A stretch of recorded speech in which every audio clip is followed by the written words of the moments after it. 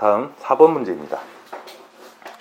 4번 문제는 알고리즘의 복잡도 설명하고 그 다음에 성능 표기란 오노테이션의 개념,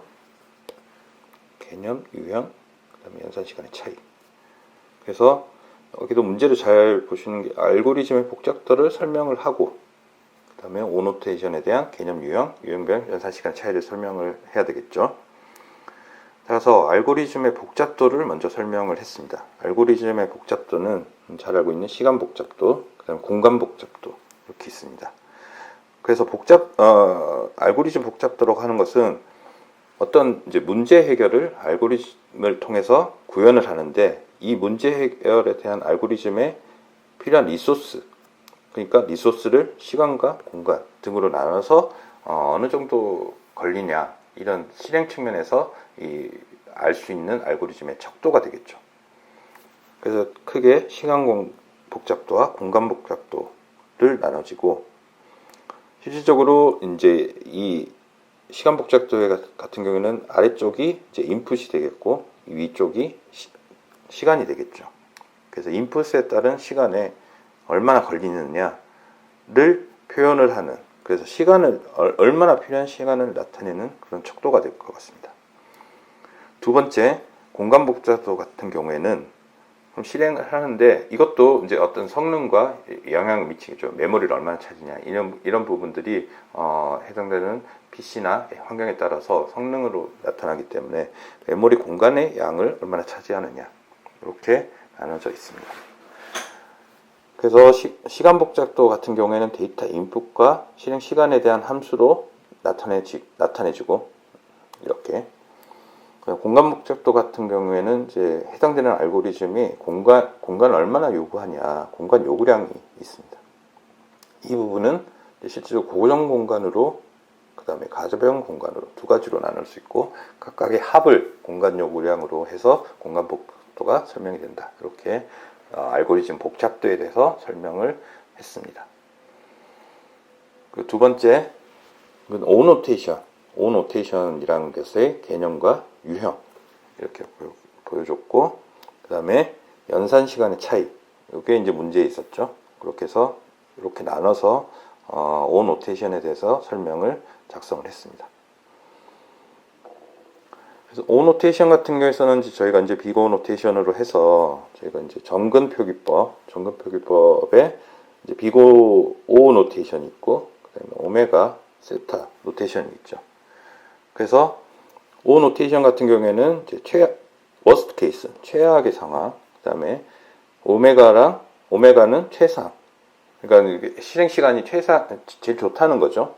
그다음에 세타 노테이션은 평균 이렇게 나타내는데 이제 이게 시간이 얼마나 실행되는가 그걸로 알고리즘 복잡도를 설명하는 거기 때문에 최상의 조건이나 평균의 조건 이런 것들은 사실은 좀 크게 의미가 없을 수가 있기 때문에 가장 많이 쓰이는 게 이 빅 O 노테이션, 가장 최악의 상황에서 얼마나 걸리느냐 이렇게 수행시간 상한을 표시할 때 쓰는 표기법이다. 이렇게 O 노테이션의 개념을 설명을 하였고요.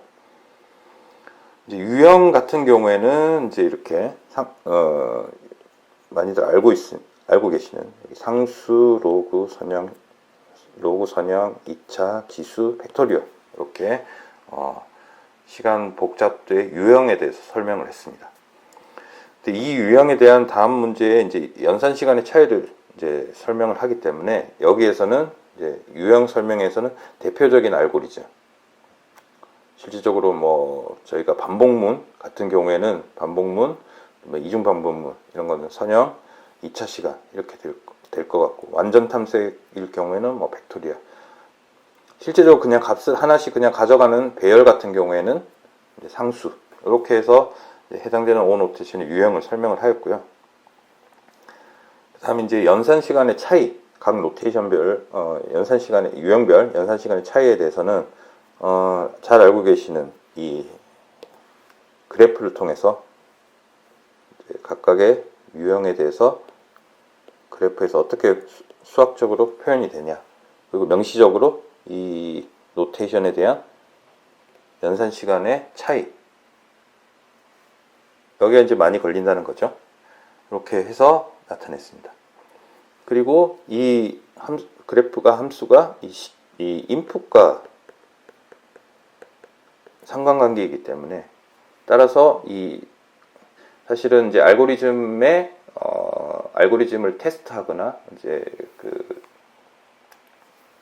성능을 확인을 하기 위해서 실제적으로 적용돼야 되는 시간이 정해져 있는 경우가 있습니다. 예를 들면 알고리즘에 대한 순위를 매기는 경쟁 프로그램에서는 허용되는 시간을 3초 이내 이렇게 제한을 두고 해당되는 알고리즘을 평가를 하는데, 이 허용되는 시간에서 그러면 인풋이 얼마나 되느냐라는 것을 이제 명시적으로 표현을 했습니다. 따라서 n 팩토리얼 같은 경우에는 11개 이하로 가야 된다. 작은 데이터의 인풋 밖에 허용이 안 되겠죠. 해당되는 시간이 워낙 많이 쓰이기 때문에. 그리고